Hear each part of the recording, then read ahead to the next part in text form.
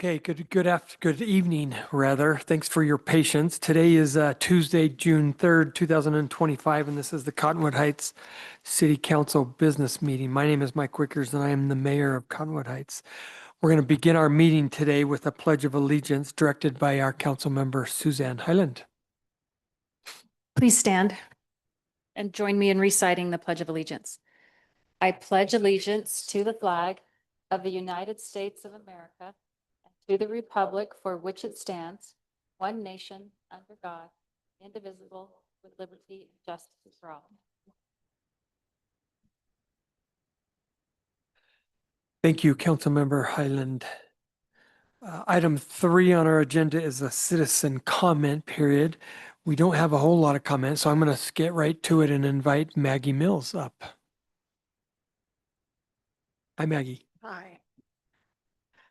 All righty, so summer reading is well underway. We had several hundred people at the kickoff party last Friday night. It was a great time, and if you haven't signed up for summer reading, be sure to do so. Just read, do other literacy activities, and you get a free book when you complete it and enter into prize drawings, and you can do it again. So good times for all. This Friday, we're having a puppet show at 11 a.m. And next Thursday, crocheting for beginners. So if you've always wanted to learn or want to dust off your crochet hook, come on over and learn how to do that. We also have a petting zoo at 11 that morning and Mad Science next Thursday or Friday at 11. So a lot going on at the library this month. Petting zoo, what animals? Reptiles, exotic animals, and farm animals that you can pet and hold. We might be there. What time? Excellent. What day and time? The petting zoo is Thursday the 12th at 11. Oh, yeah. Love Excellent. that. Okay. Thank you, Maggie. Yes, thank you. Appreciate your updates like always. Okay, do we have any comments on through email or online to submit to the record? No. No. Okay, with that, I will go ahead and close our citizen comment period. Item 4 on our agenda today is a public hearing intended for item 4.1, which is a tentative budget for our 25-26 fiscal year. We're going to have our Administrative and Fiscal Services Director, Scott Georges, come up and go over some of the items that we need to discuss or that we want to make public, and then there will be a hearing, anybody that wants to comment on that after.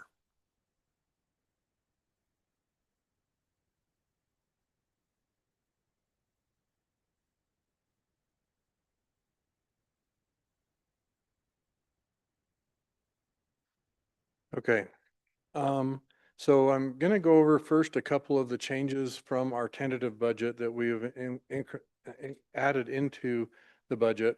The tentative budget was reviewed at the first meeting in May, so a month ago now. And so I'm just going to go over that, and then I'll go over some high-level fund expenses and revenues so that that can be apparent. So on this document here, the highlighted yellow areas, so it shows that our tentative budget was reported on May 6th or adopted on May 6th. And the couple changes that we made to it is that we changed the compensation slightly. The 2% COLA was always the same. We did a 1% merit for civilian employees and about a 3.63 average for sworn employees. And that's for the employees that are eligible to receive it that are not topped out in their ranges. And so that saves about $75,294.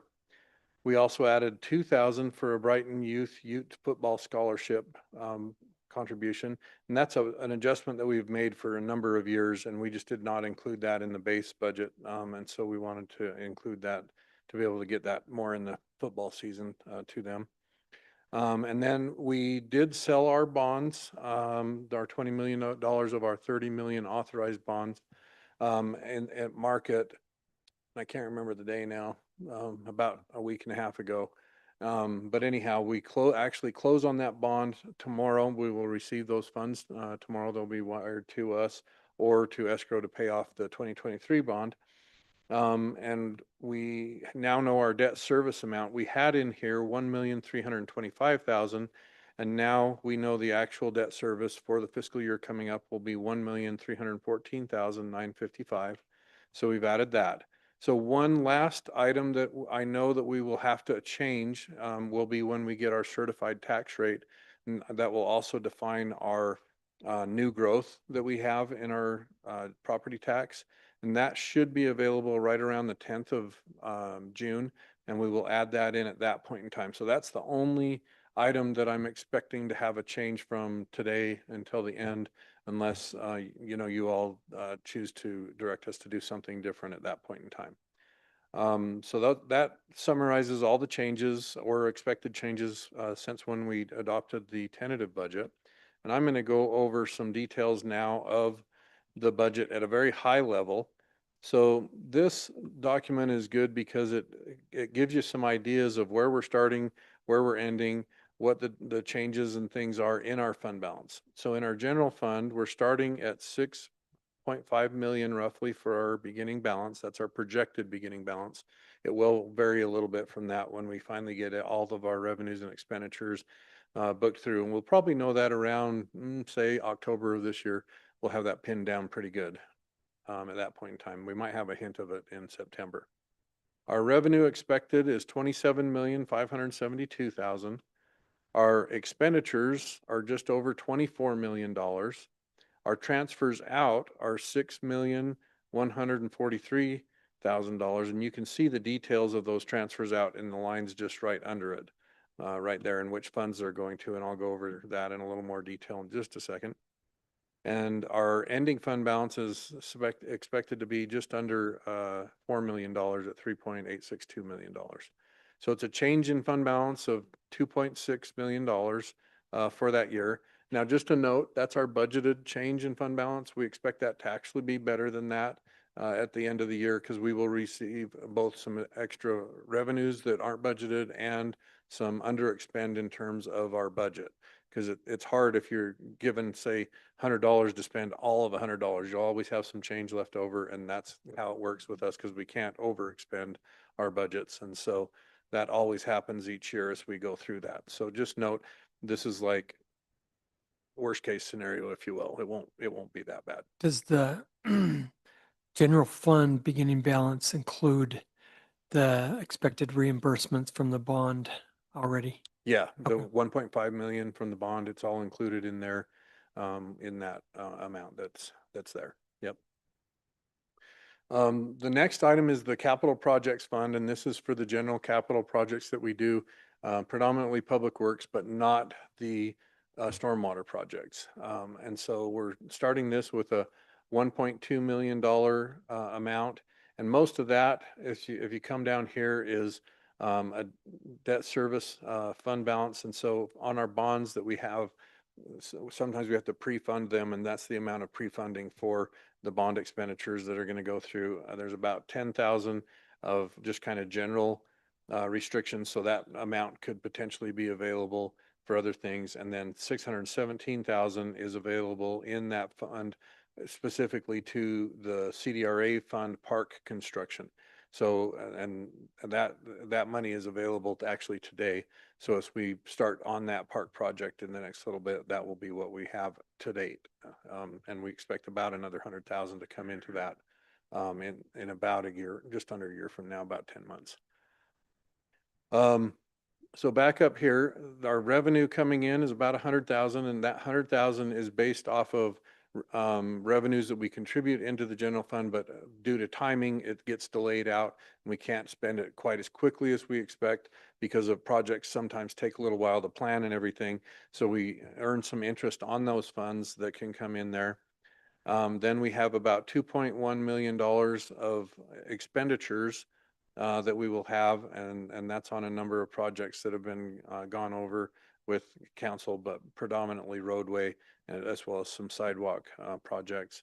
And then this is a transfer in of $2 million that makes up the remaining of that. So the 100,000 of revenues and 2 million of transfers in so that we can spend that money, and then retaining about the same amount of money at the end of that year, $1.2 million, like was outlined below. The stormwater fund, we always leave about $500,000 in there for just in case we have a problem. We had one on over near Creek Road. I was thinking City Creek Road, and I was like, that's not right. But near Creek Road, we had a problem that we had to take care of about a year ago, that we had to use some of that. And so that's a good policy to keep some of that money there. We expect $1.6 million in revenues. Some of that is interest and some of that is our stormwater fee that we charge. And then about $1.8 million of expenditures, another $200,000 of transfer in from the general fund, again, leaving us with about $500,000 at the end of the year in that fund for just that same purpose. Our debt service fund, we have about $335,000, and we're slowly shifting our debt service reserves from our capital projects fund to our debt service fund, and probably will be able to take care of that during this fiscal year, where we'll have all the reserves in there for the bonds that we need to pre-fund. But there's about $335,000 of funds in there that we are on deposit with, in anticipation of bond payments that will be coming up in the next 6 months. There's about $500 of revenue. Sorry, I'm so used to talking in thousands that I see 500 and it just comes off the tongue. $3.9 million in expenditures related to our debt service during the fiscal year, and then a transfer in of $3.9 million in order to cover that, leaving us with that same fund balance at the end of the year. So no change there. Community Development and Renewal Fund, starting the year with about $1.9 million. And if you look down here, there's the details, about $1.2 million on the Fort Union area and about $366,000 for the Cottonwood corporate area. And we're actually accumulating some money on the Hillside Plaza area. So that's a good thing, where that money could potentially be available over there to help augment some things if we need to. That's what makes up our 1.9 million. The revenue projected is 1.35 million. And the expenditures are that, and that's predominantly the tax increment that flows in related to the Canyon Center CDRA project, as well as the rental revenue that we receive from the current Hillside Plaza area. And so that we anticipate probably a year from now will not continue to be coming in, because it probably won't be an active going concern at that point in time. So we'll watch that, and it just depends on timing of when that project starts to happen and everything. Leaving us again with the same $1.9 million at the end of the year. That could change a little bit. Like I said, we're making just a little bit of money on the Hillside Plaza right now, and so any money that comes from that we'll put back into, well, we'll reserve it, for that particular project moving forward. So we had some more sales tax numbers come in. Did you make an adjustment in those assumptions from the general fund, or no? I have not at this point in time, and I need to take a closer look at that. Sorry, I've been kind of scrambling between bond stuff and budget stuff, and I didn't, and when I have had a minute, it hasn't been right at the front of my mind, and so sorry about it. Okay, no worries. Yeah. So, but Happy you said that. That means. Yeah, but Come on. But I will take a look at that very soon. Okay. So, are there any questions related to this? Any more details anybody was interested in that I didn't go into? Okay, and all of this will be, other than what I outlined in the highlight, is in the tentative budget that's already posted out on our website and everything. And we'll do that final change to it next week, or sorry, in 2 weeks, and then we should be ready to adopt the budget. Awesome. Okay. Questions from the council? Thanks, Scott. Well, I have a comment actually to my council colleagues, and that is that, as I said in the last review we had of the budget, when we discussed the higher budget for the council, travel and training, and the increase in that I could only support if we had a new policy which divided those new monies out amongst the 5 council members, including the mayor. And I have been awaiting some kind of policy language, and I need to see that in order to support this overall budget. That's the only sticky point for me, is, you know, to double the travel budget for the council. I would need to know how that's going to be allocated. Great, thank you. And I know Jared is working on that as we speak, right? And I believe it takes these amounts, Mayor, remind me, I know that, was it last year was higher, it dipped, and then we moving it back to that original amount? It was never this high. I think it's $50,000 now, and I think the highest it ever we're was converting some of that. 32,000. It Okay. was the highest it ever was. Thanks. Thank you, Scott. Okay, so I am going to officially open up the public hearing on this item, the tentative budget for 2025, 2026 fiscal year. I don't have any comment cards. Is there anybody here that would like to comment on our tentative budget discussion? Anything we need to submit from the record? No, nothing submitted online. Okay. So I will go ahead and then close the public hearing on item 4.1. We'll move on. Item 5.0 are legislative action items for the council to consider.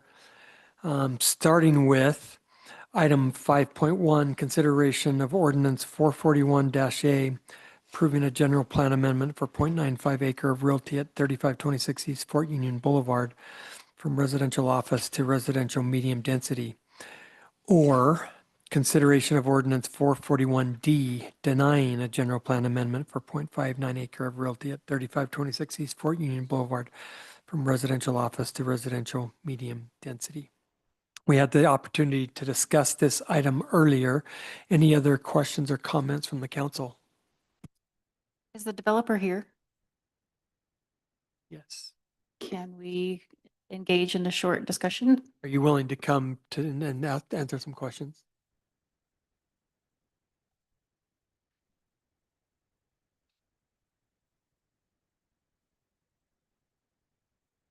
Sorry, Adam. Yeah, make sure the green light is on, and we just wanted to engage you just on a couple of things, if that's okay.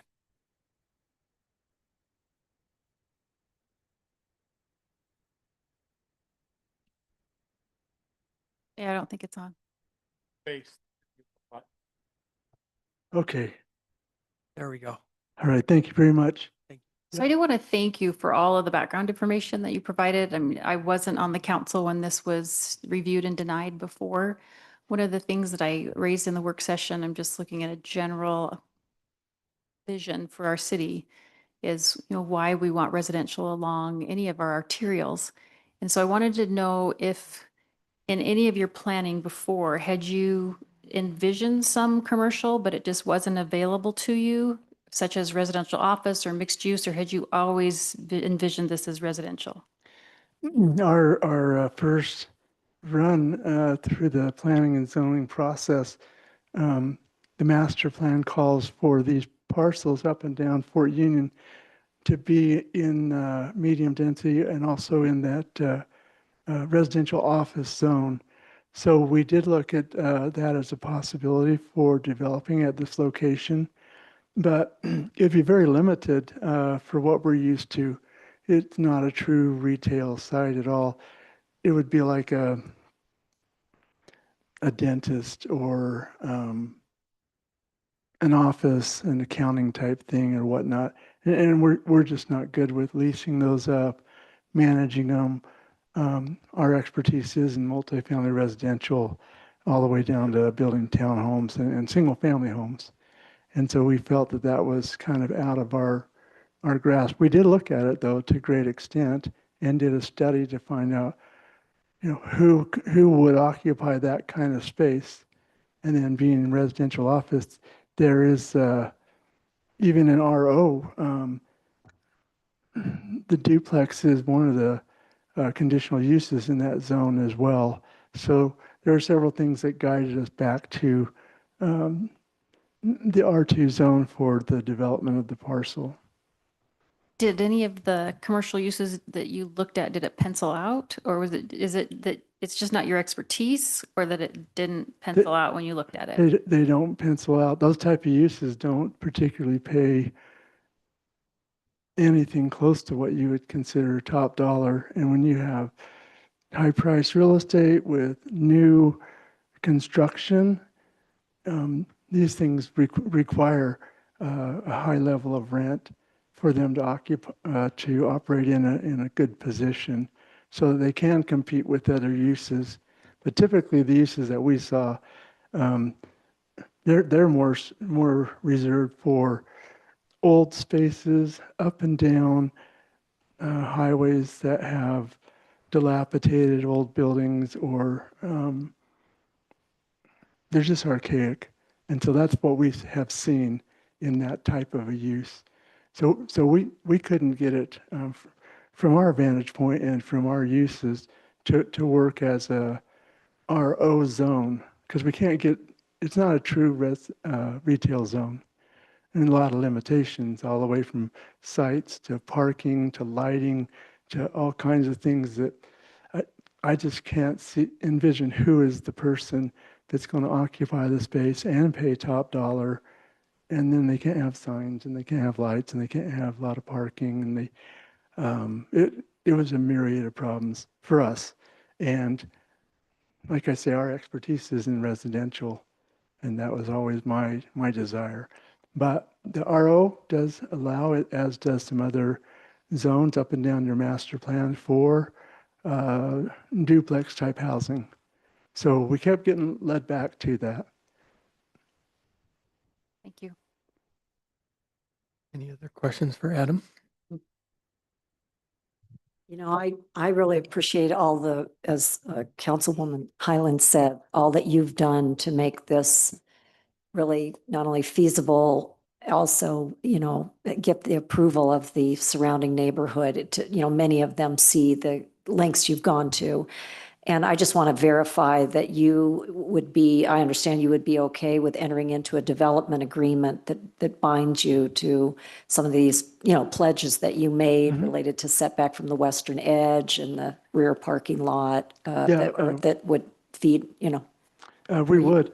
We've done a lot of developing in Salt Lake County.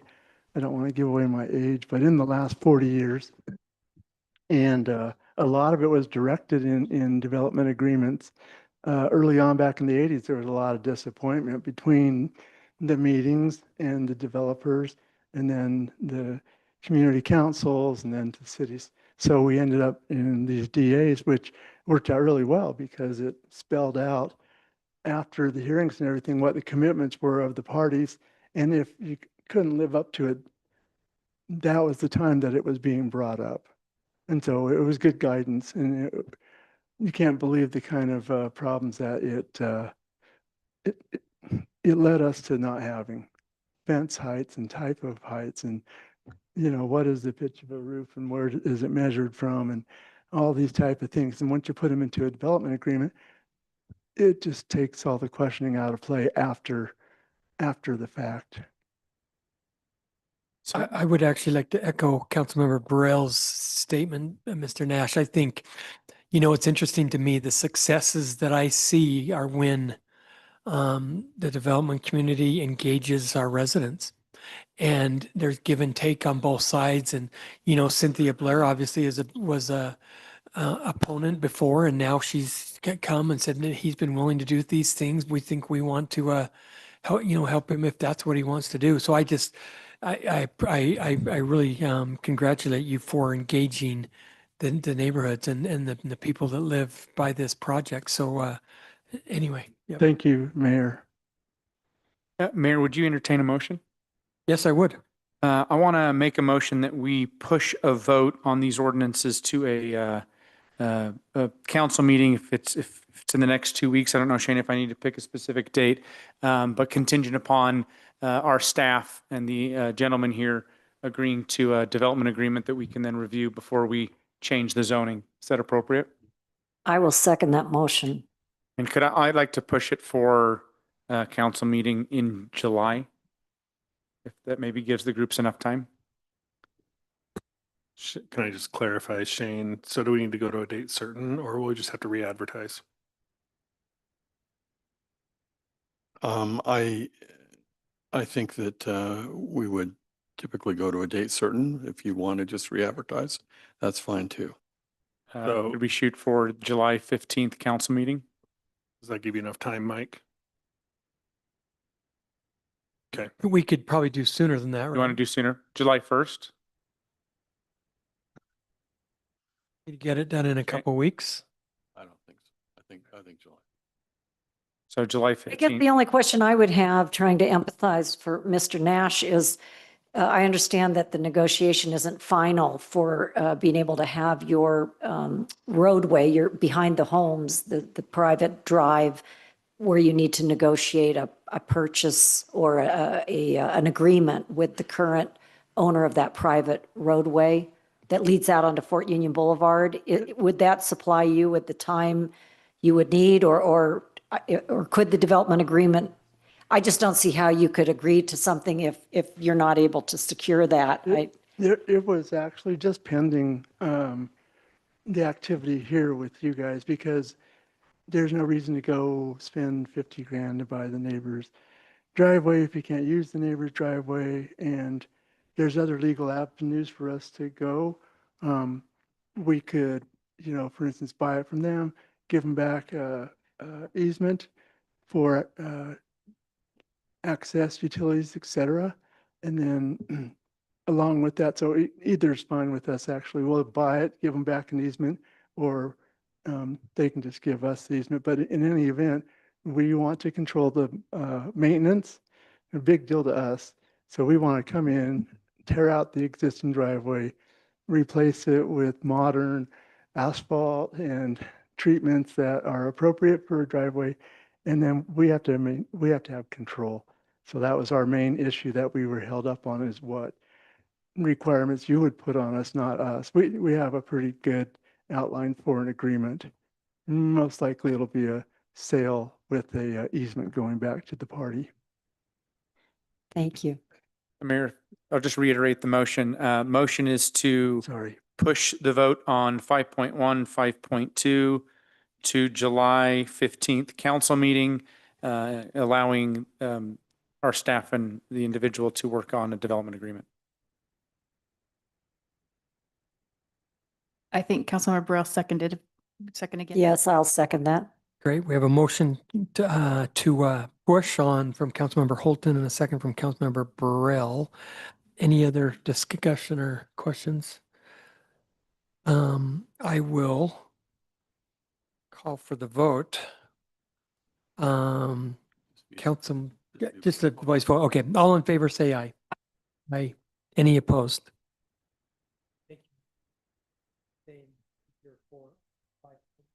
We're going to have to go through the same procedure for item 5.2. So if I could get a motion to table consideration of ordinance. I advise this may be best to do it separately, so let's go.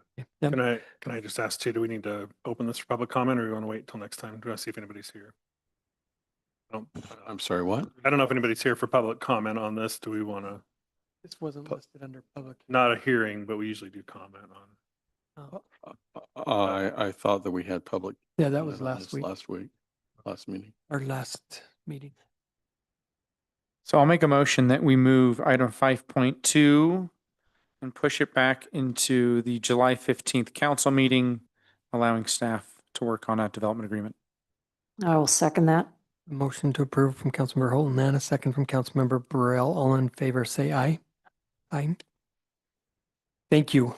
We'll move on to item 5.3, consideration of resolution 2025-39, approving a cost reimbursement agreement with Metropolitan Water District of Salt Lake and Sandy.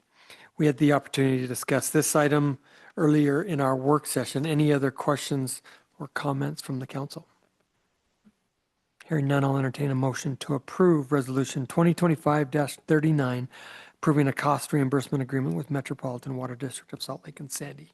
I'll make the motion to approve resolution 2025-39. And I'll second that. Motion to approve from Councilmember Newell and a second from Councilmember Burrell. Final comments? Call for the vote. Councilmember Holton, Yes. Councilmember Highland, Yes. Councilmember Newell, Yes. Councilmember Burrell. Yes. And I will vote yes. Okay, the last item on our agenda is just approval of our consent calendar, which are the minutes from our city council work session and business meetings for May 20th. Could I get a motion to approve the consent calendar? So we had a red line, isn't that right, our city recorder? And so with those red lined items, I will motion to approve. I'll second. All in favor, say aye. Aye. Aye. Any opposed? Okay, I'll entertain a motion to adjourn. I will motion to adjourn. I'll second. All in favor, say aye. Aye. Aye. Thank you.